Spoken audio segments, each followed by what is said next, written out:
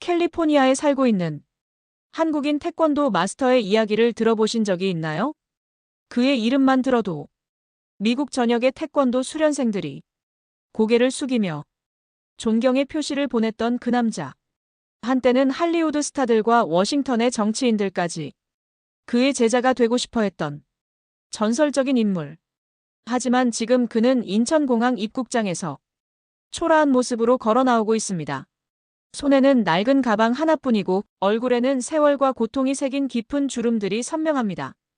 30년간 쌓아 올린 모든 것을 잃고 고국으로 돌아온 한 남자의 이야기. 성공의 정점에서 나락으로 떨어진 이 남자에게는 도대체 무슨 일이 일어났던 걸까요? 어떻게 미국 전역을 호령하던 태권도의 황제가 영구 추방이라는 치욕을 당하게 되었을까요? 그 모든 이야기의 시작점으로 돌아가 보겠습니다.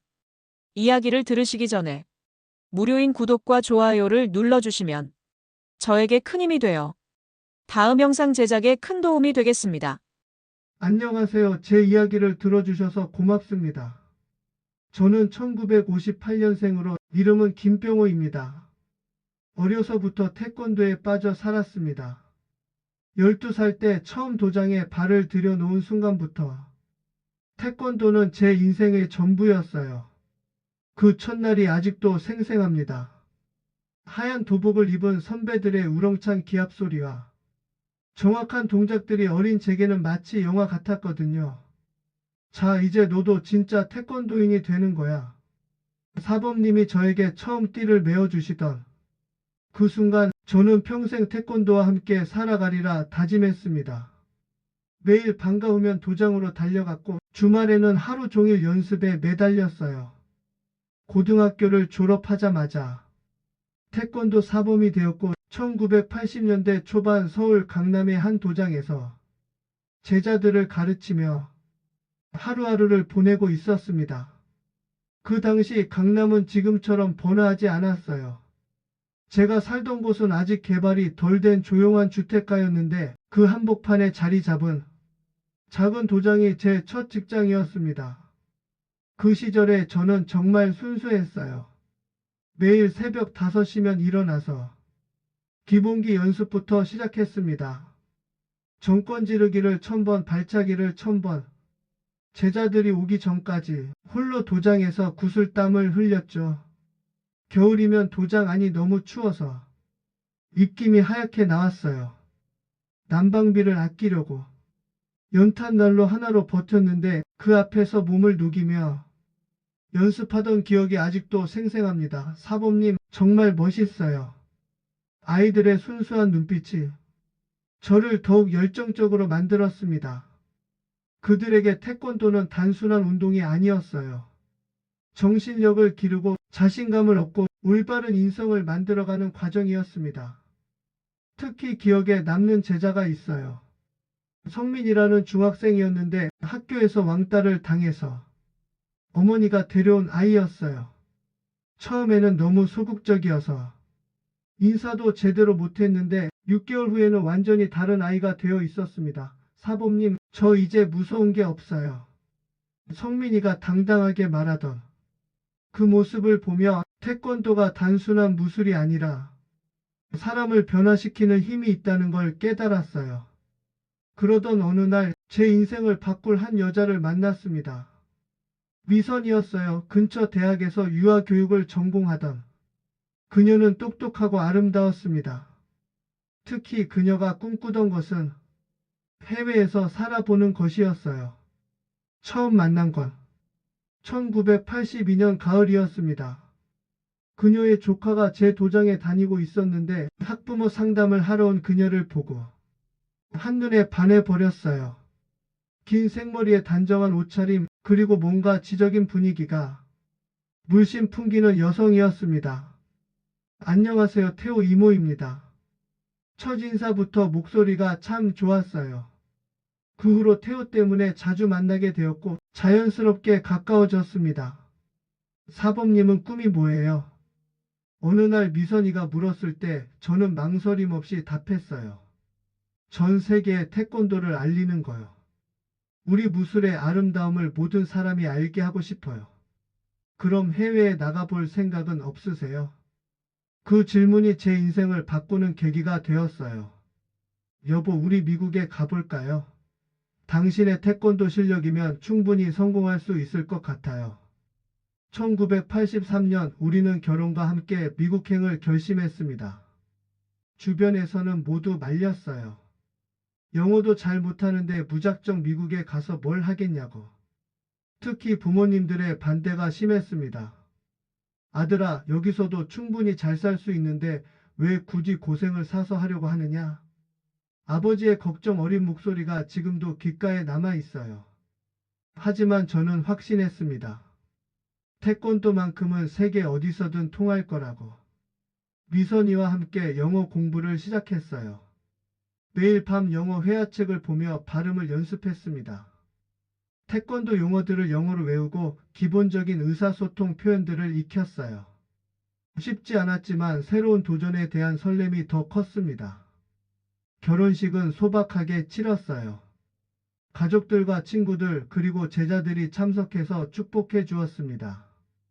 제자들이 태권도 시연을 해주며 축하해 줄 때는 정말 감동적이었어요. 사범님, 미국에서도 꼭 성공하세요. 아이들의 순수한 응원이 가슴 깊이 와닿았습니다. 결혼식을 마치고 얼마 지나지 않아 우리는 가진 것이라고는 태권도 실력과 부푼 꿈뿐인 채로 태평양을 건너갔습니다. 공항에서 아버지가 마지막으로 해주신 말씀이 아직도 귓가에 생생해요. 아들아, 태권도는 우리나라의 정신이다. 그 정신만 잃지 않으면 어디서든 성공할 수 있을 것이다. 그 말씀을 가슴에 새기고 저희는 캘리포니아 로스앤젤레스로 향했습니다. 새로운 땅에서 새로운 인생을 시작하기 위해서요. 비행기 창밖으로 보이는 태평양이 끝없이 펼쳐져 있었는데 마치 제 앞에 놓인 무한한 가능성을 보는 것 같았어요. 로스앤젤레스 공항에 내린 순간 현실의 벽이 저희를 강타했습니다. 1983년 12월 한겨울의 로스앤젤레스는 한국과 달리 따뜻했지만 저희 마음은 춥기만 했어요. 공항에서 나오자마자 느낀 건 완전히 다른 세상에 온 것 같다는 거였습니다. 간판들은 모두 영어였고 사람들의 대화 소리도 전부 이해할 수 없는 말들 뿐이었어요. 영어는 생각보다 훨씬 어려웠어요. 한국에서 배운 책 속의 영어와 현실은 완전히 달랐습니다. 식당에서 음식을 주문하는 것조차 쉽지 않았죠. I want 밥, no rice.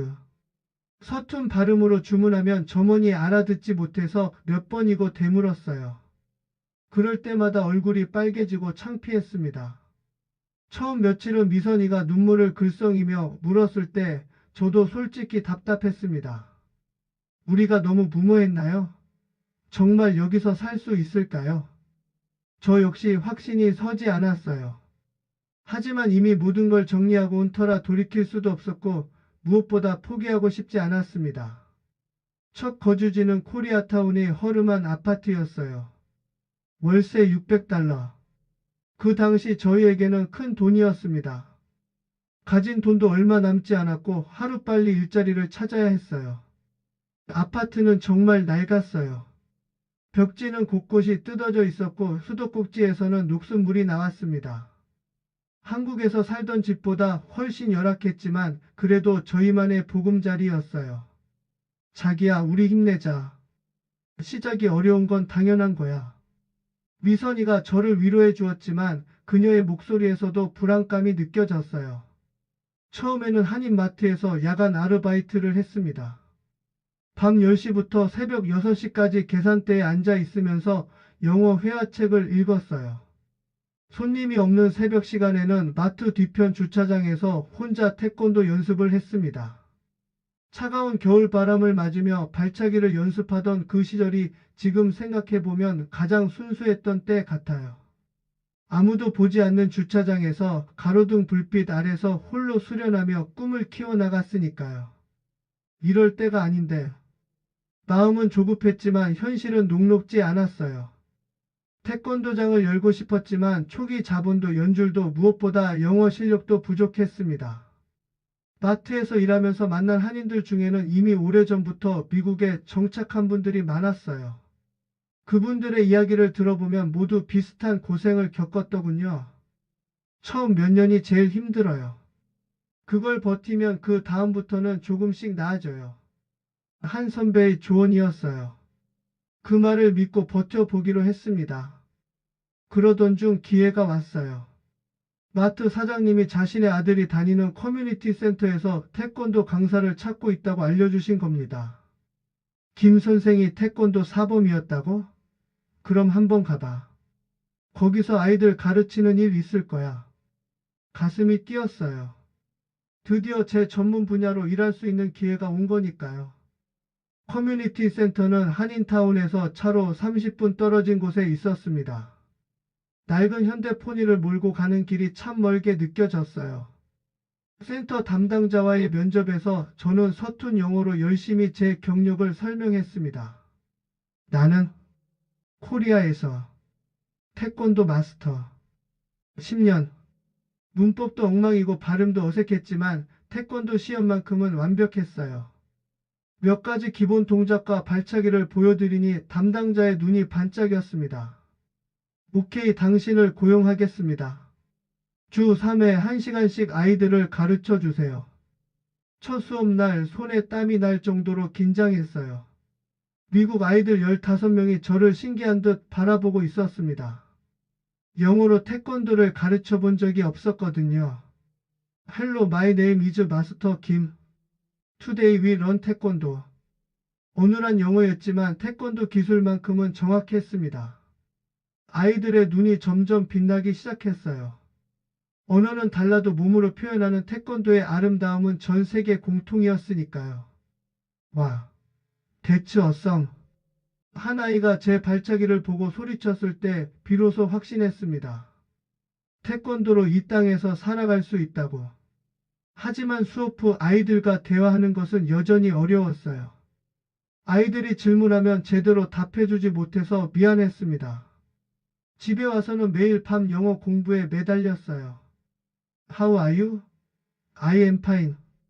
Thank you. 기본적인 인사말부터 차근차근 익혀나갔습니다.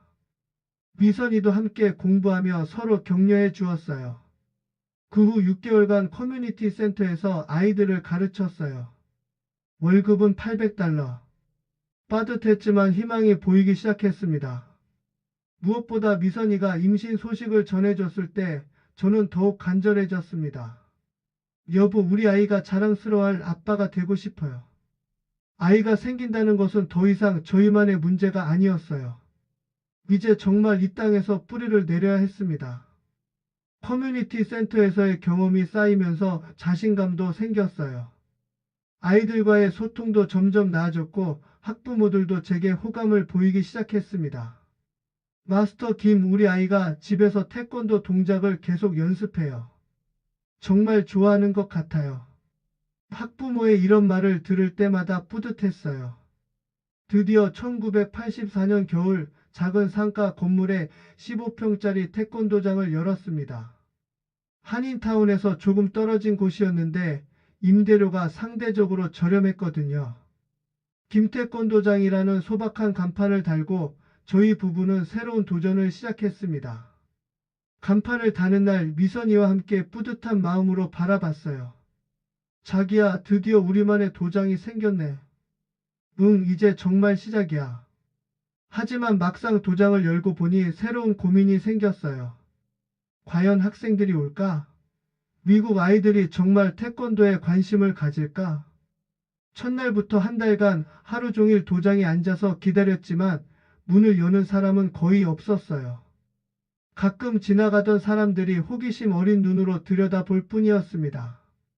도장을 연 첫 주 등록한 학생은 고작 3명이었습니다. 매일 아침 도장문을 열고 청소를 하면서 혹시 오늘은 새로운 학생이 올까 기대했지만 대부분의 시간을 텅 빈 도장에서 혼자 보내야 했어요. 거울 앞에서 혼자 품새를 연습하며 시간을 보내는 날이 많았습니다. 하루 종일 도장에 앉아서 학생들을 기다렸지만 문을 여는 사람은 거의 없었어요. 미선이는 임신 중이었는데도 전단지를 돌리러 다녔고 저는 근처 학교 앞에서 태권도 시연을 했습니다. 자유로운 미국 애들이 무술 같은 걸 배우겠어? 주변 한인들도 회의적이었어요. 특히 같은 상가 건물에서 식당을 하시는 할머니는 걱정스러운 표정으로 말씀하시곤 했습니다. 젊은 사람이 그런 일로 어떻게 먹고 살려고 하나? 차라리 식당이나 마트에서 일하는 게 낫지 않겠어? 하지만 저는 포기하지 않았습니다. 매일 새벽 5시에 일어나 도장 청소부터 시작했어요. 거울을 닦고 매트를 정리하고 도복을 빨았습니다. 모든 일을 제 손으로 직접 했어요. 특히 기억에 남는 건 첫 번째 학생이었어요. 톰이라는 8살짜리 남자아이였는데 아버지가 군인이어서 아이에게 규율을 가르치고 싶다며 데려왔습니다. My son is disciplined. Can you help? 아버지의 진심 어린 부탁이었어요. 톰은 처음에 태권도가 뭔지도 몰랐지만 점차 흥미를 보이기 시작했습니다.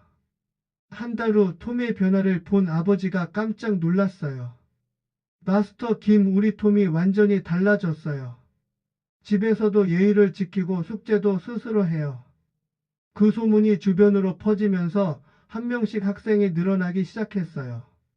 그러던 중 전환점이 왔어요. 수잔이라는 8살짜리 여자아이였습니다. 학교에서 왕따를 당하고 있다며 엄마가 데려왔어요. 내성적이고 소심한 아이였지만 태권도에 대한 열정만큼은 대단했습니다. 수잔이 처음 도장에 들어왔을 때의 모습이 아직도 생생해요. 고개를 푹 숙이고 엄마 뒤에 숨어서 저를 쳐다보지도 못하더군요.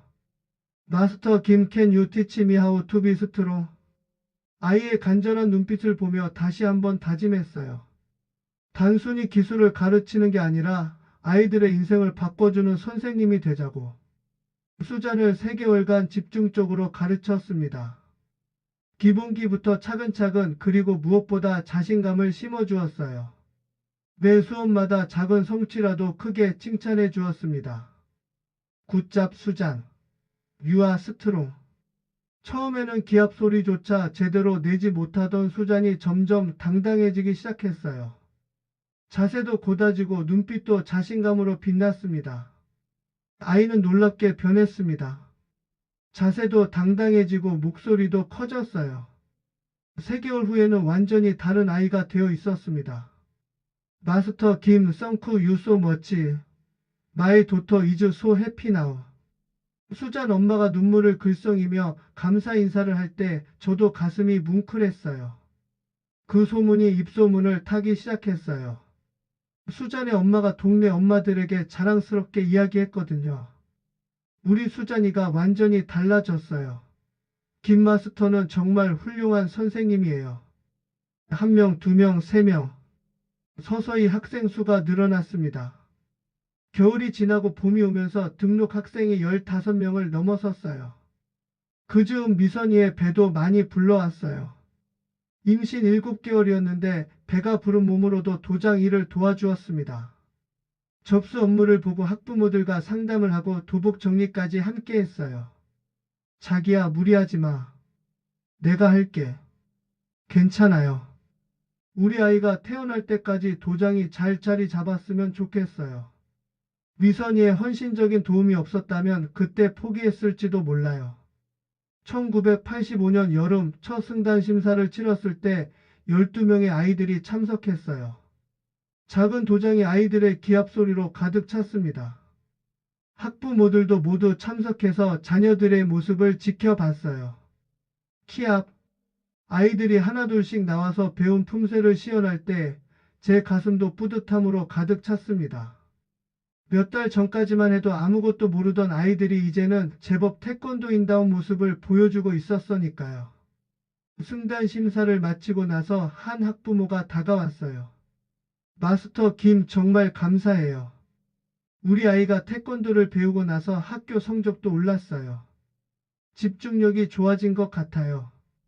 이런 말을 들을 때마다 태권도가 단순한 운동이 아니라는 걸 새삼 느꼈어요. 몸과 마음을 함께 단련하는 진짜 무도라는 것을. 그해 가을 미선이가 아들을 낳았어요. 준호라고 이름 지었습니다. 병원에서 갓난아기 준호를 안았을 때 눈물이 나더군요. 아빠가 이 땅에서 꼭 성공해서 내가 자랑스러워할 만한 사람이 될게. 작고 빨간 얼굴의 준호를 보며 다짐했어요. 이제 정말 책임감을 가지고 살아야겠다고. 준호가 태어난 후 몇 주는 정말 힘들었어요. 밤중에 우는 아기를 달래느라 잠도 제대로 못 자고 낮에는 도장에서 아이들을 가르쳐야 했거든요. 하지만 그 모든 피로도 행복이었어요. 자기야, 우리 준호가 나중에 커서 아빠가 태권도 선생님이었다는 걸 자랑스러워할까요? 당연하지. 아빠가 얼마나 멋진 일을 하는지 나중에 알게 될 거야. 미선이와 이런 대화를 나누며 희망을 품었어요. 1986년 드디어 도장을 확장했습니다. 옆 상가까지 임대해서 30평 규모로 키웠어요. 학생 수는 10명을 넘어섰고 현지 신문에서 취재 요청도 들어왔습니다. 기자가 와서 도장을 둘러보고 제게 여러 질문을 했어요. 한국에서 온 무술 선생님이 미국 아이들을 가르치는 게 쉽지 않을 텐데 비결이 뭔가요? 태권도는 언어가 다르다고 달라지는 게 아니에요. 마음과 마음으로 통하는 거죠. 서툰 영어였지만 진심을 담아 답했어요. 며칠 후 신문에 기사가 났어요. 한국 무술 마스터가 지역 청소년들에게 규율을 가르치다. 기사 제목을 보며 가슴이 벅찼어요. 이제 정말 미국에서 뿌리를 내리고 있다는 실감이 났습니다. 기사가 나간 후 문의 전화가 많이 왔어요. 새로 등록하는 학생들도 늘어났고 다른 지역에서도 태권도를 배우고 싶다는 연락이 왔습니다. 그 무렵 처음으로 다른 무술 도장과의 친선 경기도 가졌어요. 가라테 도장과 합동으로 시연 행사를 한 거였는데 태권도의 화려한 발차기 기술이 큰 인상을 줬어요. 태권도가 이렇게 아름다운 무술인 줄 몰랐어요. 관객 중 한 분이 감탄하며 한 말이에요. 그날 시연을 보고 등록한 학생만 10명이 넘었습니다. 하지만 이건 시작에 불과했어요. 진짜 성공의 문은 이제 막 열리고 있었으니까요. 도장이 안정되면서 생활도 점차 나아졌어요. 코리아타운의 허름한 아파트에서 조금 더 좋은 집으로 이사했고 낡은 폰이 대신 중고 혼다 어코드를 샀어요. 자기야, 우리가 정말 미국에서 성공하고 있는 것 같아. 꿈 같아. 미선이가 준호를 안고 웃으며 말할 때 저도 뿌듯했어요. 하지만 동시에 더 큰 꿈이 생기기 시작했어요. 이 작은 도장을 넘어서 더 많은 사람들에게 태권도를 알리고 싶다는 욕심 말이에요. 1990년대로 접어들면서 저희 도장은 완전히 다른 차원으로 발전했습니다. 이미 로스앤젤레스 지역에서는 마스터 김의 명성이 자자했어요. 학생 수는 200명을 넘어섰고 대기자 명단도 한 달치가 넘었습니다. 저는 더 이상 혼자서는 감당할 수 없어서 한국에서 사범 2명을 초청했어요. 형님 정말 대단하세요. 이게 미국에서 가능한 일인가요? 후배 사범들도 놀랄 정도로 도장은 번창했습니다. 아침 6시부터 밤 9시까지 수업이 빡빡하게 차 있었고 주말에는 특별 프로그램까지 운영했어요. 그 무렵부터 제 수업 방식도 체계화되기 시작했어요. 단순히 기술만 가르치는 게 아니라 태권도 정신과 한국 문화까지 함께 전수했습니다. 태권도에서 가장 중요한 것은 뭘까요? 수업 시간에 아이들에게 묻곤 했어요. 스트렝스, 스피드. 아이들이 저마다 대답할 때 저는 고개를 저으며 말했어요. 리스펙트, 존경입니다. 자신을 존중하고 상대방을 존중하고 스승을 존중하는 것. 그게 태권도의 진정한 정신이에요. 이런 가르침이 학부모들 사이에서 큰 호응을 얻었어요. 단순히 몸만 단련하는 게 아니라 인성 교육까지 받을 수 있다는 거였거든요. 하지만 이건 시작에 불과했어요. 1992년 제 인생을 바꾼 운명적인 만남이 있었습니다. 할리우드에서 액션 영화를 준비하던 제작진이 도장에 찾아왔어요. 영화에서 태권도 지도를 맡아달라는 제안이었습니다. 마스터 김이 허도 you are the best 태권도 인스트럭터 in LA. Would you train our actors? 처음에는 믿기지 않았어요. 할리우드 영화에서 저를 찾는다니. 하지만 정말 진짜였어요. 액션 영화의 주연 배우가 태권도를 배워야 하는데 가장 실력 있는 선생님을 찾다가 저희 도장까지 온 거였습니다. 물론이죠. 기꺼이 도와드리겠습니다. 그렇게 처음으로 할리우드와 인연을 맺게 되었어요. 3개월간 그 배우를 개인 지도했는데 정말 열심히 배우더군요. 새벽 6시부터 와서 2시간씩 연습했어요. 유명한 배우인데도 전혀 거만하지 않고 겸손하게 배우는 모습이 인상적이었습니다. 마스터 김 태권도를 배우면서 정신적으로도 많이 성장한 것 같아요. 정말 감사해요. 영화 촬영이 끝나고 그 배우가 해준 말이에요. 그 영화가 흥행에 성공하면서 저의 이름은 할리우드에 알려지기 시작했어요. 유명 배우들이 하나둘 저희 도장을 찾기 시작했습니다. 이름을 밝힐 수는 없지만 지금도 텔레비전에서 자주 보는 스타들이 제 제자들이었어요. 마스터 태권도를 배우고 나서 정신적으로 완전히 달라졌어요. 할리우드 스타 중 한 명이 한 말입니다. 태권도가 단순한 격투기가 아니라 정신 수양이라는 것을 그들도 깨달았던 거예요. 유명인들이 다니면서 도장의 인지도는 하늘 높이 치솟았어요. 일반인들도 스타들이 다니는 도장이라며 찾아왔고 한 달 대기자만 100명이 넘었습니다. 그 무렵 저는 큰 결심을 했어요. 도장을 확장하는 것. 1995년 저는 캘리포니아 전역에 5개의 분관을 열었습니다. 샌프란시스코, 샌디에이고, 프레스노. 각 도장마다 한국에서 초청한 사범들이 제 철학과 기술을 전파했어요. 형님의 가르침을 그대로 전해드리겠습니다. 분관을 맡은 사범들이 다짐할 때 정말 뿌듯했어요. 제 태권도 철학이 캘리포니아 곳곳으로 퍼져나간다는 게 각 도장마다 통일된 커리큘럼을 만들었어요. 기본기부터 고급 기술까지 그리고 태권도 정신까지 어느 분관에서 배우든 같은 수준의 교육을 받을 수 있도록 체계화했습니다. 그해 여름 백악관에서 초청장이 왔습니다. 한미 문화 교류 행사에서 태권도 시연을 해달라는 거였어요. 워싱턴 DC에서 정부 관료들과 의회 의원들 앞에서 태권도를 선보였을 때의 그 자부심은 지금도 잊을 수 없어요. 백악관 로즈 가든에서 태극기와 성조기가 나란히 걸린 가운데 시연을 했어요. 수백 명의 하객들이 지켜보는 가운데 품새를 선보이고 위력 시범까지 보여드렸습니다. 박수 소리가 우렁차게 터져 나왔을 때 정말 한국인으로서 자부심을 느꼈어요. 마스터 김리 프리젠츠 더 베스트 오브 코리안 컬처인 아메리카. 한 의원이 제게 해준 말입니다. 그날부터 정치권 인사들도 제 제자가 되기 시작했어요. 워싱턴의 한 의원은 개인 교습을 요청했고 국무부 관료도 저희 도장의 정회원이 되었습니다. 정치인들은 특히 태권도의 정신적인 면에 큰 관심을 보였어요. 마스터 김 태권도를 배우면서 스트레스 관리하는 법을 배우는 것 같아요. 한 상원위원의 말이었어요.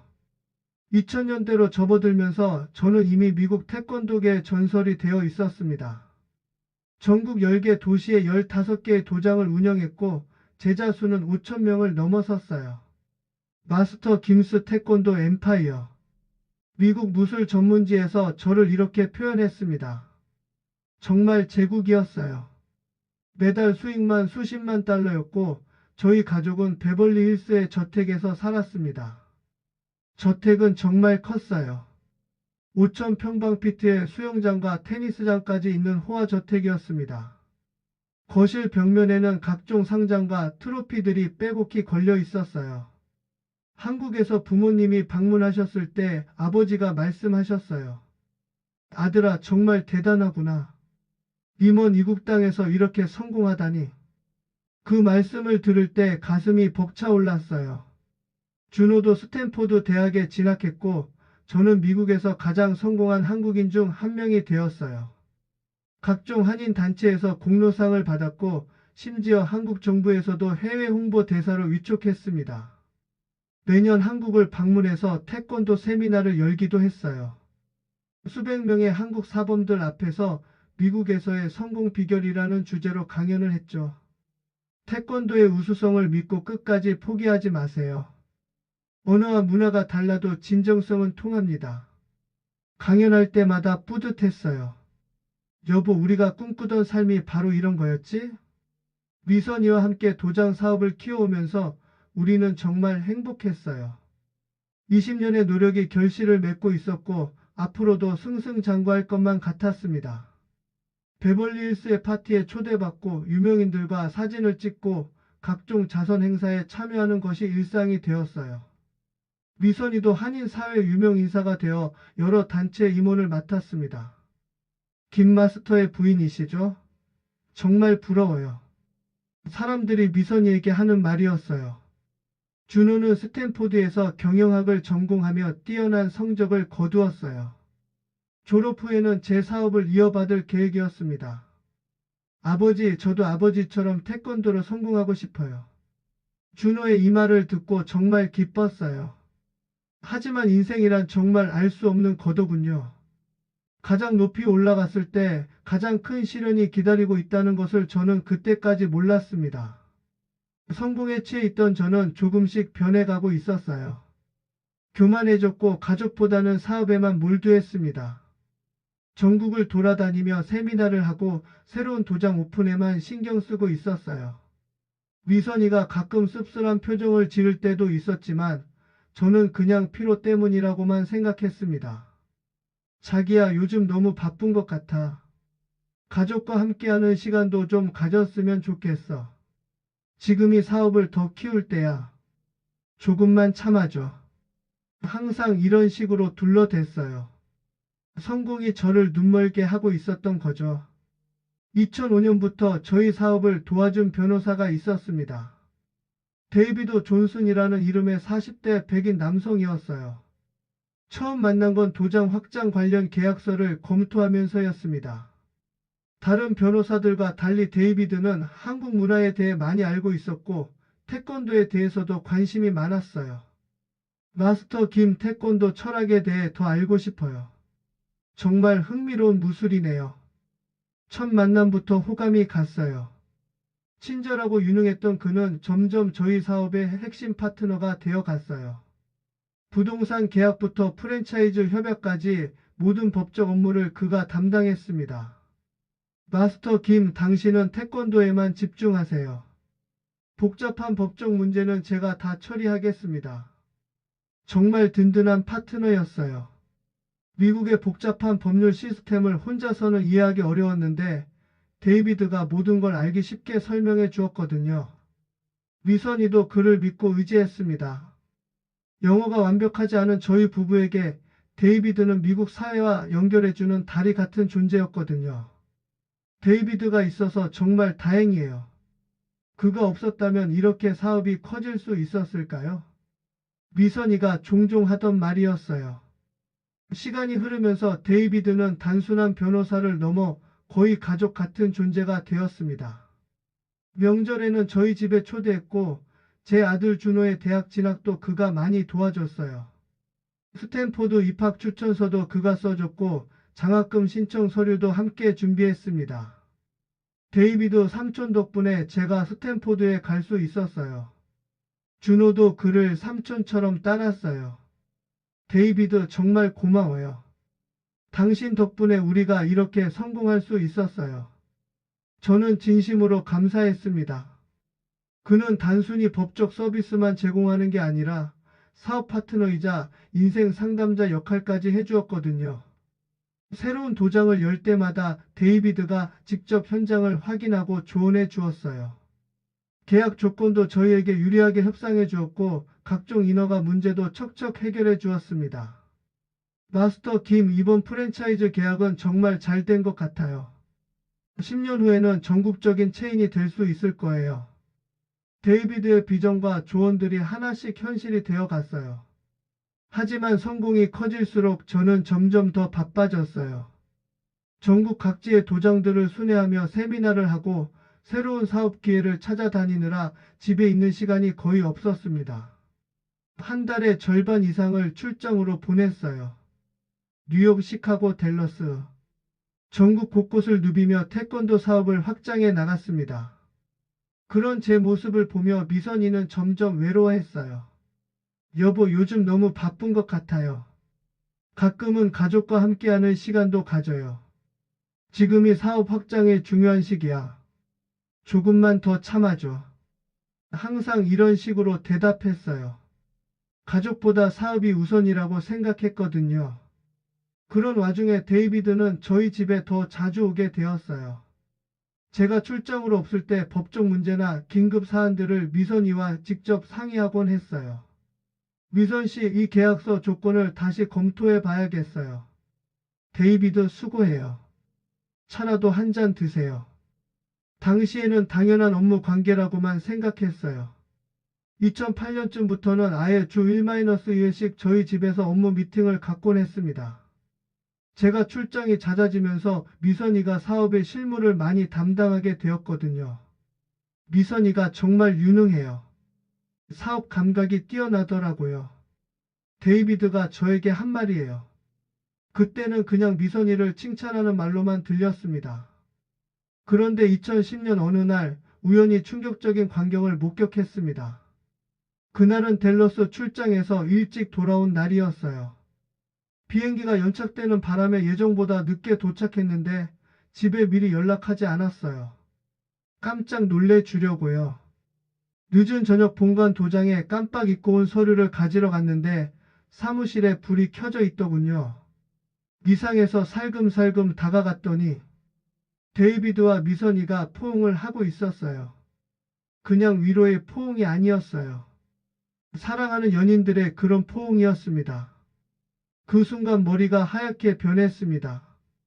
25년 동안 함께 쌓아온 모든 것이 순식간에 무너지는 기분이었어요. 심장이 멈추는 것 같았어요. 다리에 힘이 빠져서 제자리에 서 있을 수 없을 정도였습니다. 이게 뭐야? 제 목소리에 두 사람이 깜짝 놀라 떨어졌습니다. 미선이는 창백해졌고 데이비드는 당황한 표정을 지었어요. 자기야, 이건. 미선이가 뭔가 변명하려 했지만 저는 더 이상 듣고 싶지 않았어요. 그냥 돌아서서 나왔습니다. 차 안에서 한참을 멍하니 앉아 있었어요. 믿을 수 없었어요. 25년간 저와 함께 고생하며 사업을 일궈온 아내가, 그리고 10년간 믿고 의지했던 변호사가 저를 배신했다는 사실을. 그날 밤은 한숨도 못 잤어요. 침실에 들어가지도 못하고 거실 소파에서 밤을 새웠습니다. 온갖 생각이 머릿속을 스쳐 지나갔어요. 언제부터였을까? 어떻게 이런 일이 생긴 걸까? 내가 뭘 잘못했을까? 다음 날부터 추궁하기 시작했어요. 처음에는 부정하던 미선이도 결국 사실을 인정했습니다. 미안해요. 데이비드와 저는 3년 전부터 3년이나 제가 전국을 돌아다니며 세미나를 하고 사업을 확장하는 동안 제 아내와 변호사는 저 몰래 불륜을 저지르고 있었던 거예요. 왜? 왜 이런 짓을 했어? 당신은 항상 일에만 빠져 있었어요. 저는 너무 외로웠어요. 미선이의 대답이었습니다. 맞는 말이었을지도 몰라요. 성공에 취해 가족을 소홀히 했던 것은 사실이니까요. 하지만 그렇다고 해서 이런 배신이 정당화될 수는 없었습니다. 그래도 이렇게는 안 되는 거잖아. 25년이야, 25년. 제 목소리가 떨렸어요. 분노보다는 절망감이 더 컸습니다. 더 충격적인 사실은 데이비드가 우리 사업의 중요한 정보들을 이용해 자신의 로펌을 키우고 있었다는 거였어요. 저희 프랜차이즈 계약서 양식을 다른 업체에 팔기도 했고, 심지어 저희와 경쟁 관계에 있는 다른 무술 도장의 변호사 역할도 몰래 하고 있었습니다. 사업상 기밀 정보들이 경쟁 업체로 새어나가고 있었던 거예요. 저희가 새 도장 오픈을 계획하면 어김없이 근처에 다른 무술 도장이 먼저 들어서곤 했는데 그 이유를 이제야 알겠더군요. 데이비드, 당신이 우리 사업 정보를 팔았다고? 직접 확인해 보니 더욱 분노가 치밀었어요. 10년간 가족처럼 믿었던 사람이 사업까지 배신하고 있었던 거니까요. 그것만은 아니야, 마스터 김. 나는 항상 당신들을 위해 최선을 다했다고. 하지만 증거는 명백했어요. 그의 컴퓨터에서 저희 사업 기밀을 다른 업체에 넘긴 이메일들을 발견했거든요. 분노가 치밀어 올랐어요. 25년간 쌓아온 모든 신뢰가 산산조각 나는 순간이었습니다. 그 후 몇 주간은 정말 지옥 같았어요. 집에서도 도장에서도 마음이 편할 날이 없었습니다. 제자들을 가르칠 때도 집중이 안 되고 밤에는 잠이 오지 않았어요. 사범님 괜찮으세요? 요즘 좀 이상하신 것 같은데 제자들까지 알아챌 정도로 제 상태는 엉망이었어요. 준우에게는 말하지 못했어요.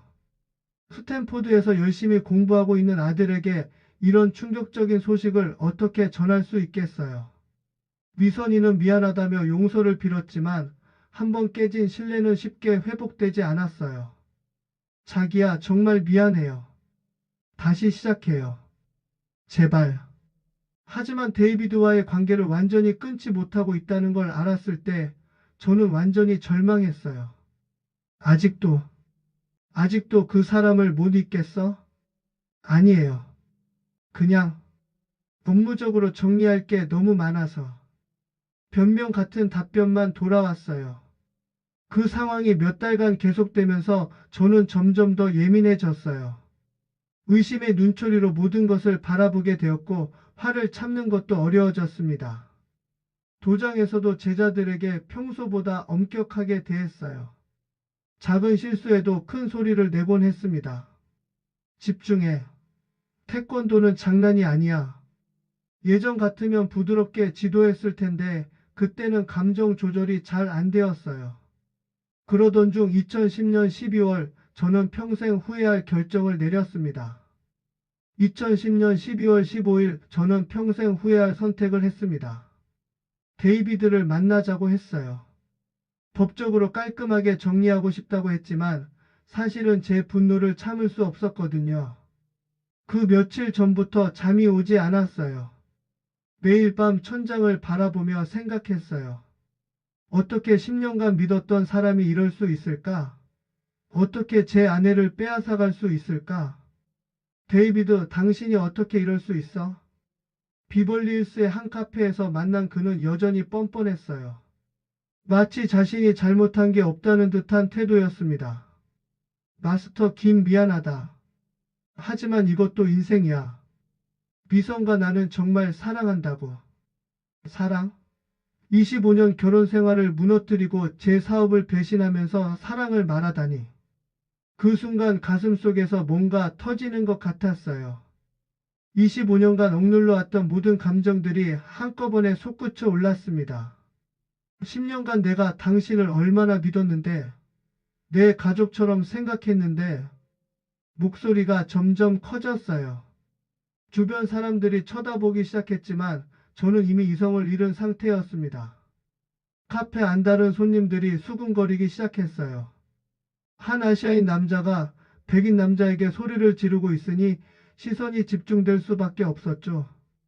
그리고 우리 사업 정보를 팔아넘긴 것도 알고 있어. 데이비드의 얼굴이 굳어졌어요. 그 표정을 보니 정말 그가 한 짓이라는 확신이 들었어요. 무슨 소리야? 나는 항상 당신들을 위해 최선을 다했다고. 거짓말까지 하는 그를 보니 더 이상 참을 수 없었습니다. 최선을? 내 아내를 유혹하고 내 사업을 배신한 게 최선이야. 마스터 김, 진정해. 여기는 공공장소야. 데이비드가 손을 내젓며 말했지만 저는 이미 분노로 가득 차 있었어요. 순간적으로 25년간 쌓인 분노가 터져 나왔어요. 태권도로 단련된 주먹이 데이비드의 얼굴을 향해 날아갔습니다. 쿵. 주먹이 그의 왼쪽 눈 부근을 강타했어요.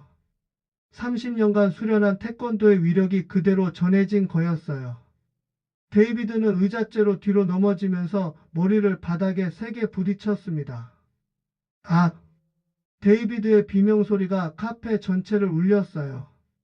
그는 바닥에서 몸부림치며 왼쪽 눈을 감싸 쥐었습니다. 손가락 사이로 피가 계속 흘러나왔어요. 내 눈이 안 보여. 데이비드가 절규하듯 소리쳤을 때 저는 그제야 정신이 번쩍 들었어요. 카페 안이 순식간에 아수라장이 되었습니다. 오마이갓. 누군가 구급차를 불러. 경찰도 빨리. 테이블 위에 커피잔들이 쏟아지고 사람들이 비명을 질렀어요. 데이비드는 계속 바닥에서 신음하며 왼쪽 눈을 감싸고 있었습니다. 내 눈, 아무것도 안 보여. 도와줘. 그 순간 저는 제가 무슨 짓을 했는지 깨달았어요. 단순한 폭행이 아니라 한 사람의 인생을 영원히 바꿔놓을 수도 있는 끔찍한 일을 저지른 거였습니다. 제가 한 짓이 믿어지지 않았습니다. 평생 제자들에게 자제력을 가르쳐온 제가 태권도의 정신을 완전히 배신한 거였어요. 데이비드, 괜찮아? 저도 모르게 그에게 다가가려 했지만 주변 사람들이 저를 막았어요. 저 사람한테서 떨어져. 미친 사람 같아. 구급차가 도착할 때까지 데이비드는 계속 바닥에서 신음했어요. 왼쪽 눈에서 피가 계속 흘렀고 의식도 희미해 보였습니다. 주변 사람들이 저를 멀리서 바라봤어요. 무서워하는 눈빛들이었습니다. 한순간의 분노로 저는 폭력적인 사람이 되어버렸어요.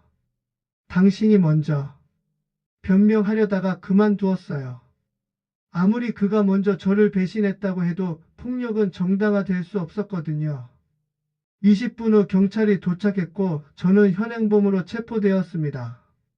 You are under arrest for assault. You have the right to remain silent.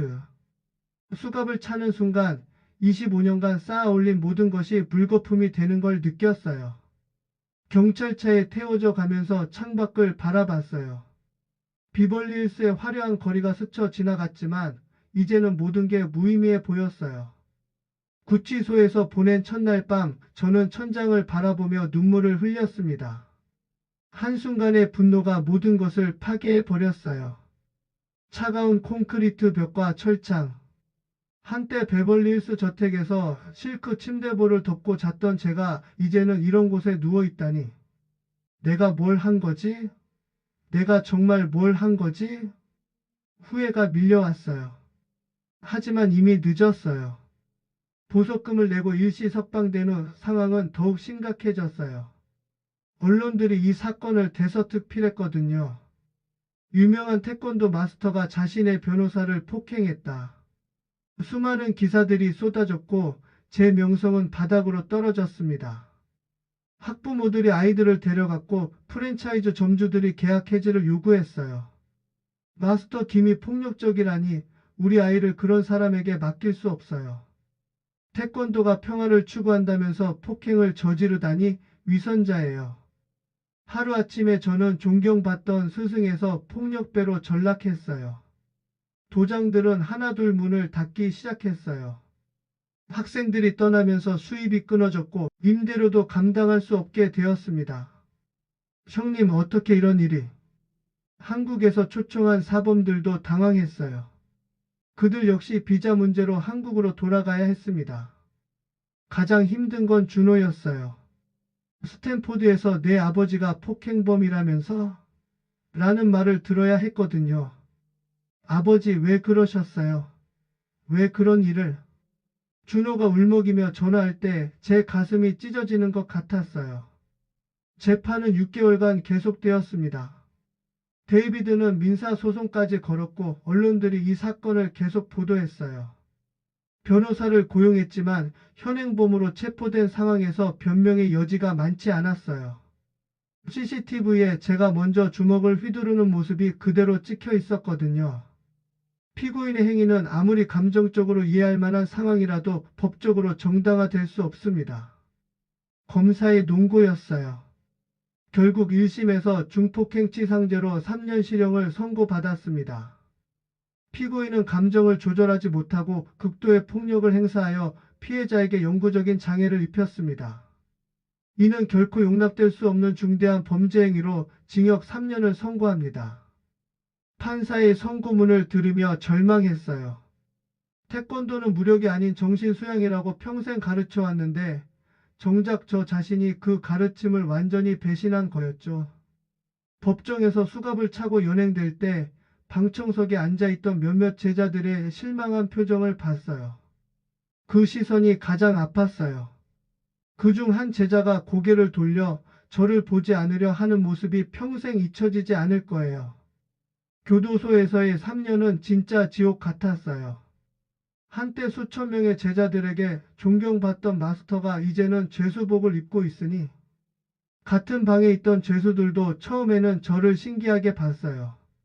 당신이 그 유명한 태권도 마스터? 텔레비전에서 봤는데 어떻게 이런 일이? 맞아요. 하지만 이제는 그냥 죄수일 뿐이에요. 교도소에서 하루 종일 할 일이라고는 작업과 식사뿐이었어요. 예전에는 하루에도 수십 번씩 울리던 전화도 이제는 조용했습니다. 가끔 준호가 면회를 왔을 때가 가장 마음 아팠어요. 아버지 데이비드 삼촌이 정말 한쪽 눈을 못 쓰게 된 건가요? 그래. 아빠가 돌이킬 수 없는 일을 저질렀어.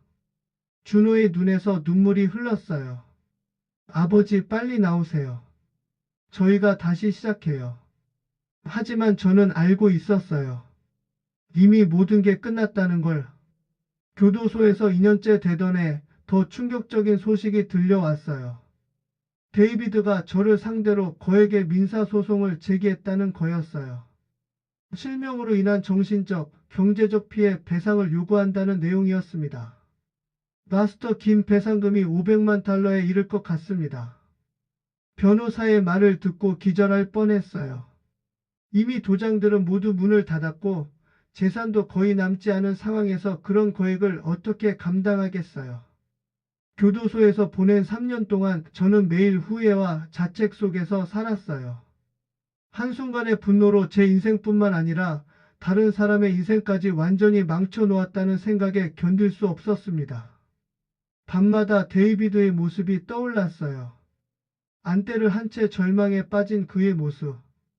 아무리 그가 저를 배신했다고 해도 그런 끔찍한 일을 당할 이유는 없었어요.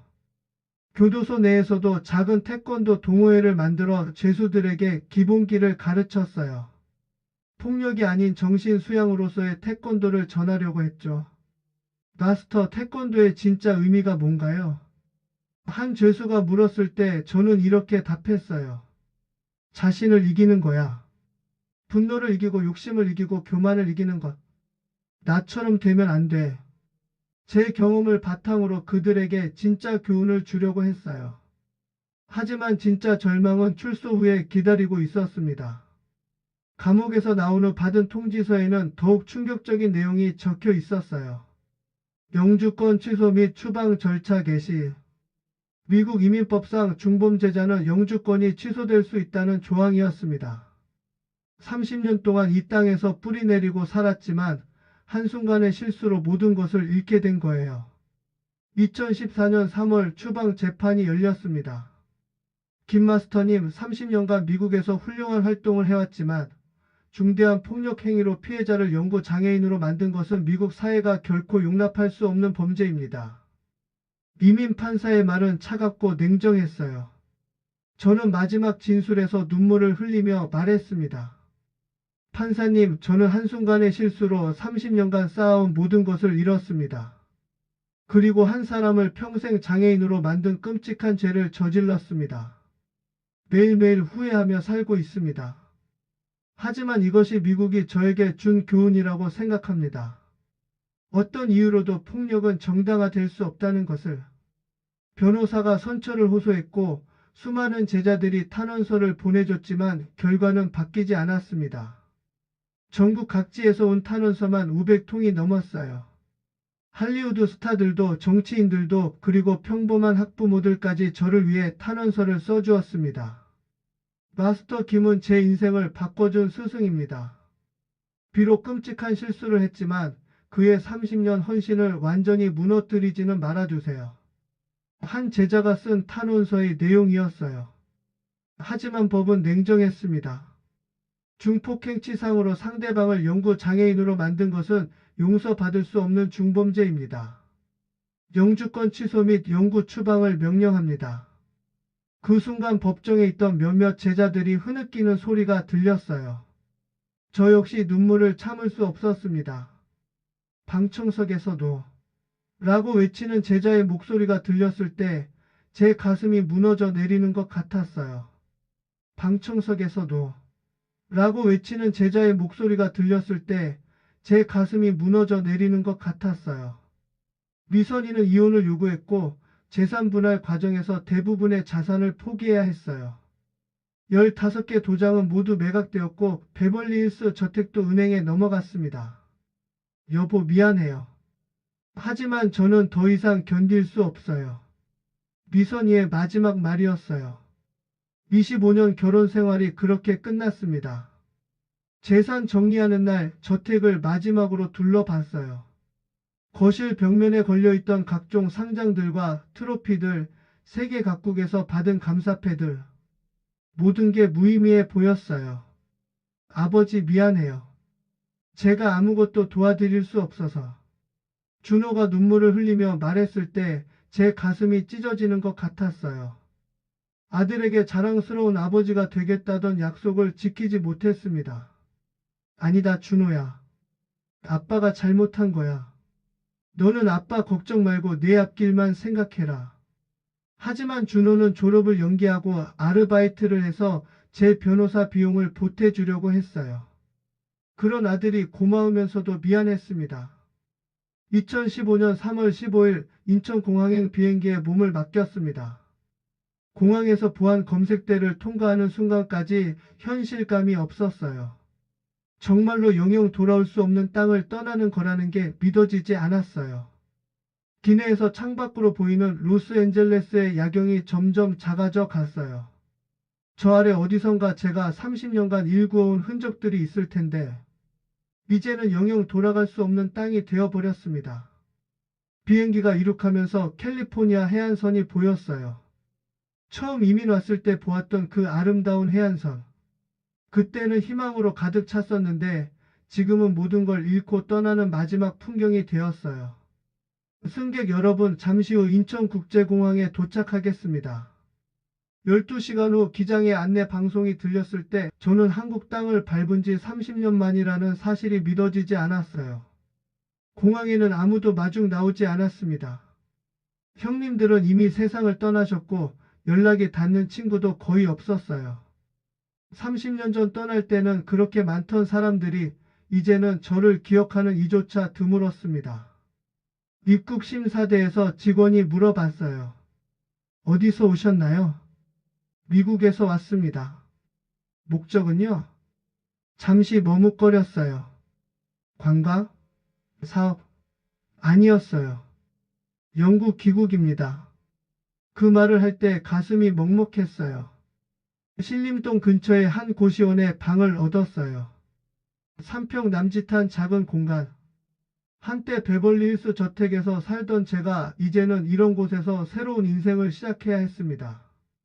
방 안에는 침대 하나, 작은 책상 하나, 그리고 옷장이 전부였어요. 창밖으로 보이는 건 다른 고시원 건물뿐이었습니다. 첫 달은 정말 힘들었어요. 한국의 변화된 모습에 적응하기 어려웠고 무엇보다 혼자라는 사실이 견디기 힘들었습니다. 밤마다 미국에서의 추억들이 파노라마처럼 스쳐 지나갔어요.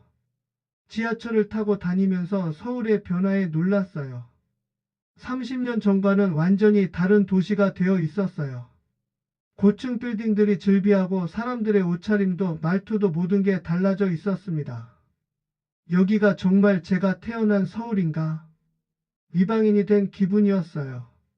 그러던 어느 날 동네 공원에서 태극권을 하는 할머니들을 보게 되었습니다. 그 모습이 어찌나 평화로워 보이던지 저는 용기를 내어 다가갔어요. 할머님들, 혹시 태권도를 배워보실 생각은 없으세요? 태권도요? 저희 나이에? 할머니들이 웃으셨지만 한 분이 관심을 보이셨어요. 젊었을 때 우리 아들이 태권도를 배웠는데 참 좋더라고요. 한번 해볼까요? 김 할머니라는 분이었는데 70대 중반임에도 정정하셨어요. 그렇게 공원에서 할머니 5분에게 태권도를 가르치기 시작했어요. 돈은 한 푼도 받지 않았습니다. 그냥 누군가에게 제가 평생 사랑해온 태권도를 가르칠 수 있다는 것만으로도 기뻤어요. 처음에는 기본 자세부터 가르쳤어요.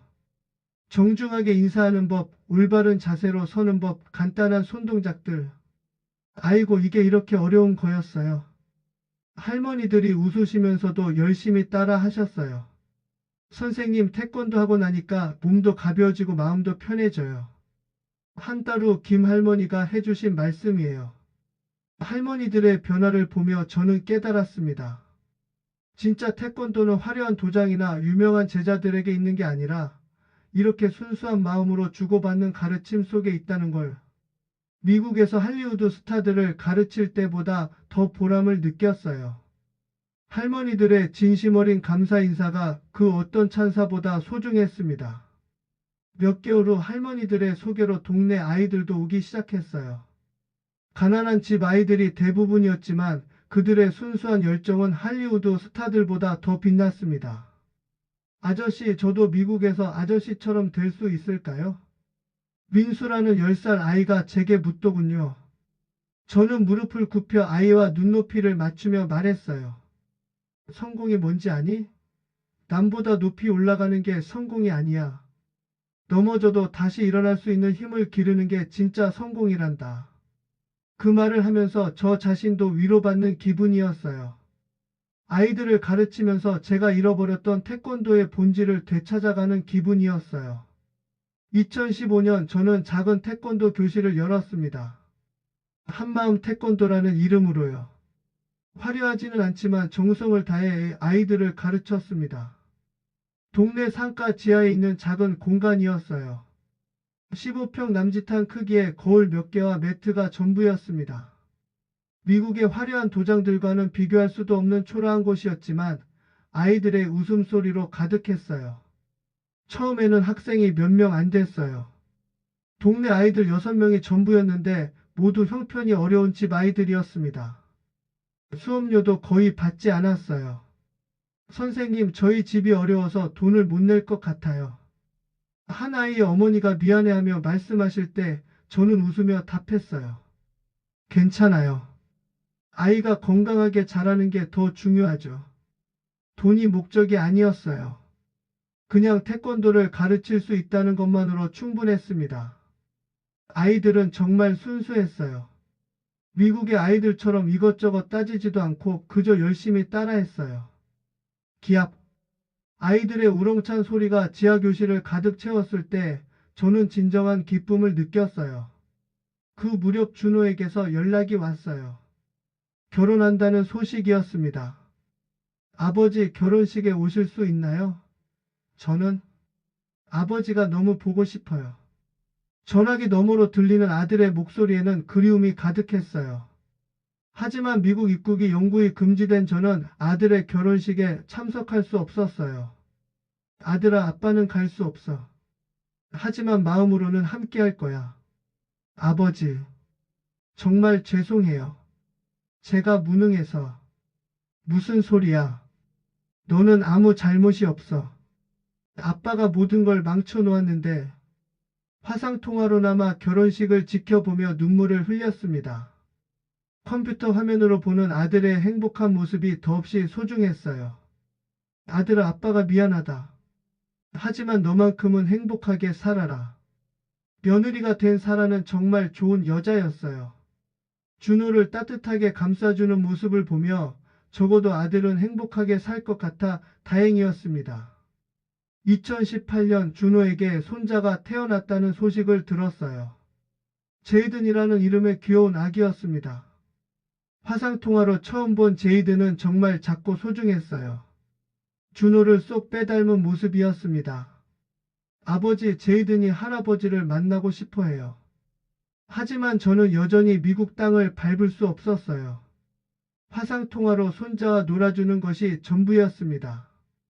제이든아, 할아버지야. 안녕? 화면 속에 제이든이 손을 흔들며 웃을 때 가슴이 뭉클했어요. 저 아이를 직접 안아보고 싶었지만 그럴 수 없다는 게 너무 아쉬웠습니다. 시간이 흐르면서 제이든은 점점 자라났고 태권도에 관심을 보이기 시작했어요. 할아버지, 태권도 가르쳐 주세요. 5살이 된 제이든이 화상통화로 졸라대더군요. 그래, 할아버지가 가르쳐 줄게. 화면을 통해서나마 제이든에게 기본 동작들을 가르쳤어요. 아이가 따라하는 모습이 어찌나 귀엽던지. 그렇게 세월이 흘러 지금 2024년이 되었어요. 저는 66세가 되었고 여전히 서울의 작은 태권도장에서 아이들을 가르치고 있습니다. 한마음 태권도는 이제 동네에서 소문난 도장이 되었어요. 학생 수도 10명을 넘어섰고 학부모들의 신뢰도 받고 있습니다. 선생님 덕분에 우리 아이가 많이 달라졌어요. 예의도 바르고 자신감도 생겼어요. 이런 말을 들을 때마다 보람을 느껴요. 가끔 제자들이 물어보곤 해요. 관장님, 미국에서의 성공을 후회하세요? 저는 항상 이렇게 답합니다. 후회는 없어. 다만 교훈은 있지. 정말 그래요. 성공 그 자체를 후회하지는 않아요. 수천 명의 제자들에게 태권도를 가르치고 그들의 인생을 변화시킨 것은 분명 의미 있는 일이었으니까요. 하지만 성공에 취해 가장 소중한 것들을 놓쳤던 것, 분노를 조절하지 못해 모든 것을 잃었던 것은 평생의 교훈이 되었습니다. 요즘 저는 매일 새벽 한강공원에서 태극권을 해요. 미국에서 했던 화려한 태권도 시험과는 다르지만 마음의 평화를 찾아가는 수행 같은 거예요. 아침 일찍 한강변을 걸으며 생각해요. 이 모든 일들이 제게 주어진 시련이자 축복이었을지도 모른다고. 마스터 김, 가끔 한강공원에서 옛 제자들을 만나곤 해요. 미국에서 저를 기억하고 한국까지 찾아와 주는 제자들을 볼 때면 제가 완전히 실패한 인생은 아니구나 싶어요. 작년에는 제가 처음 가르쳤던 수잔이 한국으로 출장을 와서 찾아왔어요. 이제 40대 중반이 된 그녀는 성공한 변호사가 되어 있었습니다. 마스터 김 관장님 덕분에 제 인생이 바뀌었어요. 진짜 감사해요. 그런 말을 들을 때면 가슴이 뭉클해집니다. 비록 모든 걸 잃었지만 사람들의 마음속에 남긴 좋은 기억들만큼은 아무도 가져갈 수 없으니까요. 수잔, 내가 이렇게 성공한 걸 보니 정말 기뻐. 그때 그 소심하던 아이가 마스터가 제게 용기를 주셨어요. 그 용기로 지금까지 살아왔어요. 수잔과의 재회는 제게 큰 위로가 되었어요. 지금 제 꿈은 소박해요. 건강하게 태권도를 가르치면서 언젠가 손자 제이든이 한국에 와서 할아버지의 태권도를 배워보는 것. 그리고 미선이에게 진심으로 용서를 구하는 것. 25년간 함께했던 미선이를 원망하지는 않아요. 제가 일에만 빠져서 가정을 소홀히 했던 것도 사실이니까요. 다만 더 좋은 방식으로 해결할 수 있었는데 하는 아쉬움은 남아 있어요. 얼마 전 미선이에게서 편지가 왔어요. 데이비드와도 헤어졌다고 혼자 작은 가게를 하며 살고 있다고 하더군요. 그리고 마지막에 이런 말이 적혀 있었어요. 당신과 함께했던 25년이 제 인생에서 가장 소중한 시간이었어요. 미안해요. 그 편지를 읽으며 울었어요. 미움도 원망도 이제는 없었어요. 그냥 함께 늙어가며 손자를 돌봐주지 못하는 것이 아쉬울 뿐이에요. 답장을 썼어요. 미선아, 나도 미안해. 좋은 남편이 되지 못했어. 하지만 우리가 함께 키운 준호를 보면 우리의 사랑이 헛되지 않았다는 걸 알 수 있어. 건강하게 살아줘. 편지를 붙이고 나서 마음이 한결 가벼워졌어요. 오늘도 저는 아이들에게 말해줍니다. 태권도에서 가장 중요한 것은 힘이 아니야. 자제력이란다. 아무리 강해도 자신을 다스리지 못하면 약한 사람이야. 제가 평생 깨달은 가장 소중한 교훈이에요. 성공을 얻기보다 지키는 것이 더 어렵고 명예는 쌓기보다 잃지 않는 것이 더 중요하다는 것. 그리고 무엇보다 가족과 신뢰는 그 어떤 성공보다 소중하다는 것. 지금의 저는 미국에서 태권도 황제로 불릴 때보다 훨씬 마음이 편해요. 비록 가진 것은 별로 없지만 매일 아이들의 맑은 웃음소리를 들으며 진정한 스승의 기쁨을 느끼고 있거든요. 어제는 제가 가르치는 아이 중 하나인 지민이가 전국 소년부 대회에서 금메달을 땄어요. 선생님, 이 금메달은 선생님 덕분이에요. 시상대에서 메달을 목에 건 지민이가 저를 향해 손을 흔들 때 미국에서 받았던 그 어떤 상보다 더 벅찬 감동을 느꼈어요. 인생이란 결국 올라갔다 내려오는 것의 연속인 것 같아요. 중요한 것은 어디에 있든 어떤 상황에서든 자신을 잃지 않는 것이겠죠. 가끔 밤늦게 도장에서 홀로 연습할 때가 있어요. 거울 앞에서 품새를 하면서 생각해 보죠. 과연 제가 태권도의 진짜 의미를 알고 있었나 하고. 미국에서는 화려한 기술과 많은 제자들, 그리고 명예에만 신경 썼어요.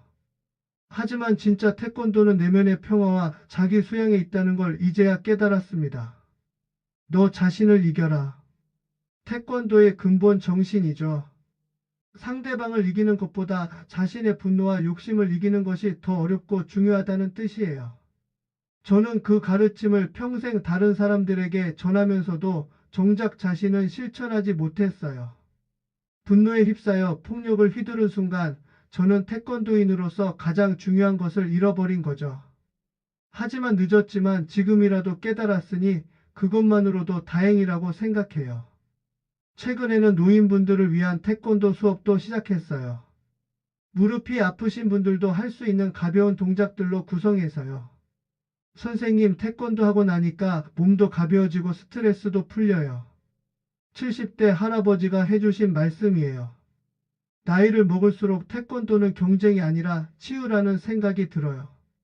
제 이야기가 누군가에게는 경계가 되고 또 누군가에게는 위로가 되었으면 좋겠어요. 성공했을 때 교만하지 말고 실패했을 때 절망하지 말라고. 그리고 무엇보다 소중한 사람들을 놓치지 말라고. 마지막으로 제가 지금 가르치는 아이들에게 늘 하는 말을 전하고 싶어요. 태권도를 배우는 이유는 남을 때리기 위해서가 아니야. 자신을 지키고 약한 사람을 보호하기 위해서야. 그리고 가장 중요한 건 화가 날 때 참을 수 있는 마음을 기르는 거야. 66세의 늙은 태권도 사범이 여러분에게 드리고 싶은 마지막 말씀입니다. 인생은 한 번뿐이에요.